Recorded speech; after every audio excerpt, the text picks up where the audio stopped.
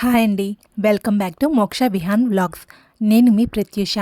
ఇవాళ మీకు నేను ఎంతో సాఫ్ట్గా, ఫ్లఫీగా, టేస్టీగా, ఈజీగా చేసుకునే రెసిపీని చూపించబోతున్నాను. అదే బ్రెడ్ ఆమ్లెట్. ఇక్కడ నేను ఈ బ్రెడ్ ఆమ్లెట్కి 4 ఆమ్లెట్స్కి 6 ఎగ్స్ తీసుకుంటున్నాను.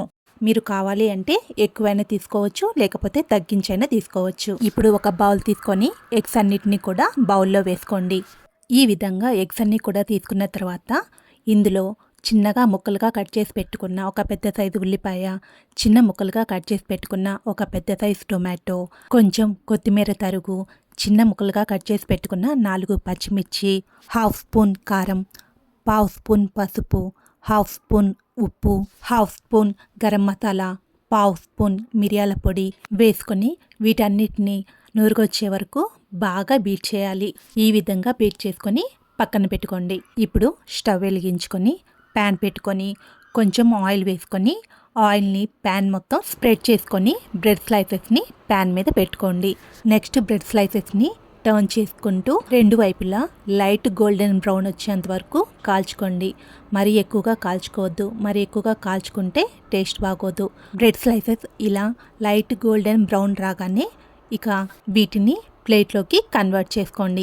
ఈ విధంగా కన్వర్ట్ చేసుకొని పక్కన పెట్టుకోండి. నెక్స్ట్ మళ్ళీ ప్యాన్ మీద కొంచెం ఆయిల్ వేసుకొని ఇంతకుముందు మనం కలిపి పెట్టుకున్న మిశ్రమాన్ని ప్యాన్ మీద వేసుకోండి. ఆమ్లెట్కి సరిపడా వేసుకొని మళ్ళీ ప్యాన్ మొత్తం బాగా స్ప్రెడ్ చేసుకోండి. ఈ విధంగా స్ప్రెడ్ చేసుకొని నెక్స్ట్ మనం రోస్ట్ చేసుకున్న బ్రెడ్ని కొద్దిగా డిప్ చేసుకొని కొద్దిగా అంటిన తర్వాత నెక్స్ట్ వైపుకి టర్న్ చేసుకోండి.